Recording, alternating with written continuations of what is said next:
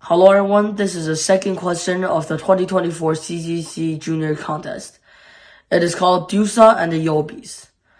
The first line of input will be the size of Dusa. Dusa stands in front of a line of Yobis. If Dusa is larger than the Yobi, it will eat the Yobi and add the size of the Yobi to its own size. If not, Dusa will run away. The question asks the size of Dusa when it runs away. So let's first solve the question in Python. So first, A is going to be the starting size of Dusa.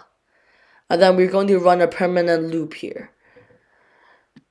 B is going to be the size of the Yobi in front of Dusa. And if Dusa is larger than the Yobi, it will add the Yobi's size to itself.